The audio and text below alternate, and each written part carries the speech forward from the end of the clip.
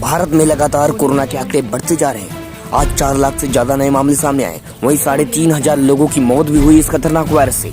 देखिए भारत के बारे में अमेरिका के डॉक्टर्स क्या कह रहे हैं। मैं डॉक्टर गंगाजल कासनिया।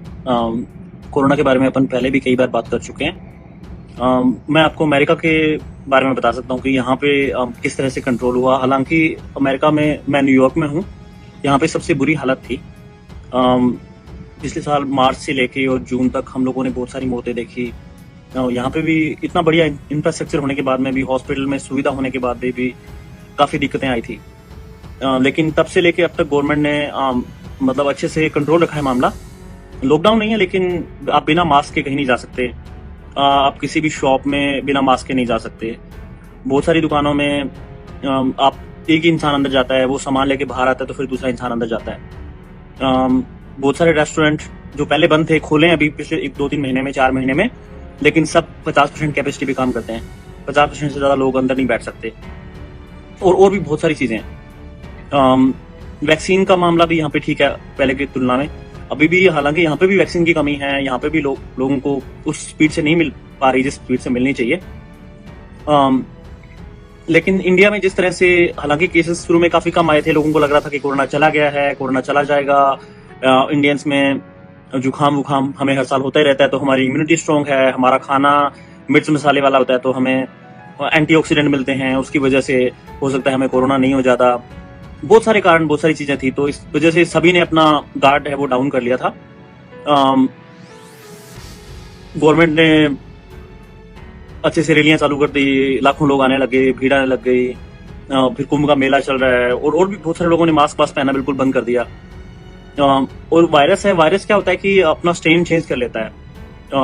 तो जैसे कि बहुत सारे हमारे सीनियर्स ने, बहुत सारे डॉक्टर्स ने पहले भी कहा था कि ये कोरोना कहीं नहीं जाने वाला। वो सब बातें गई कि गर्मी आएगी तो कोरोना जल के मर जाएगा, फैलेगा नहीं। हमारे यहाँ पे ड्राई जो वातावरण है वो काफी ड्राई है, उसकी वजह से नहीं फैलेगा। सर्दी चली गई, पिछली गर्मी चली गई, कोरोना कहीं नहीं गया और ये कहीं नहीं जाने वाला। इसलिए जब भी मौका मिले वैक्सीन लगवाओ। अभी क्या कर सकते हो, तो मेरे हिसाब से अभी आपको पता है कि कहीं पे बेड नहीं मिल रहा, कभी कहीं पे ऑक्सीजन नहीं मिल रही है। एटलीस्ट 5-7 दिन और लगेंगे इन सब चीजों को सुधरने में।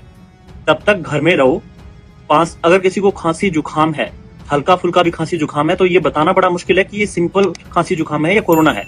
इसलिए अगर आपको खांसी जुकाम है तो बाहर मत जाओ, प्लीज अपने घर से बाहर मत जाओ। 2-4 दिन फोन पे बात कर लो अगर किसी से करनी है तो।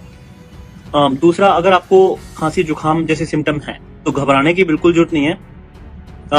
आराम से घर पे रहो जब तक कि आपको वास्तव में ही सांस लेने में तकलीफ नहीं हो जाए। अगर आपको चलने फिरने पे हल्की फुल्की सांस में तकलीफ होती है तो 2-4 दिन बेड रेस्ट करो। खूब सारा पानी पियो, चाय पियो, सूप पियो, जो भी गर्म चीजें, तरल पदार्थ जितना पी सकते हो उतना पियो। अगर सांस लेने में तकलीफ होने लग जाए और आप बेड पे भी दिक्कत आ रही है आपको सांस लेने में, तब आपको ऑक्सीजन की जरूरत पड़ेगी। जहां पे भी आपके पास के हॉस्पिटल में ऑक्सीजन मिल सके वहां पे फोन करके पता करके उसके बाद जाके उस हॉस्पिटल में एडमिट हो। आपको ऑक्सीजन की जरूरत पड़ रही है, इसका मतलब जरूरी नहीं है कि आपको बहुत बड़े हॉस्पिटल में एडमिट होकर आपको वेंटिलेटर की जरूरत पड़ेगी। तो पैनिक करने की जरूरत नहीं है, घबराने की जरूरत नहीं है। मेरे हिसाब से अगले 5-7-10 दिन तक जहां पे भी हो अपने घर में रहो, ज्यादा लोगों से नहीं मिलो। और ये कहना बिल्कुल गलत है कि गांव में नहीं फैल रहा, अभी सिर्फ शहरों में है। मैं बहुत सारे लोगों को जानता हूं जिनको गांव में भी सिम्टम है। तो छोटी मोटी सब जगह अभी दिक्कतें चालू हो गई है, इसलिए कृपया करके अपने घर पे ही रहो। और अगर सिम्टम आए, जैसे मैंने बताया, हल्के फुल्के सिम्टम है, घर पे रहो, कुछ भी करने की जरूरत नहीं है, रूटीन लाइफ। अगर ऐसे सिम्टम आने चालू हो जब सांस लेने में तकलीफ होने लग जाए तो बेड रेस्ट करो, खूब सारा पानी पियो।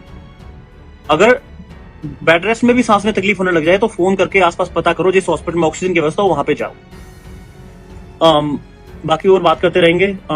Thank you so much.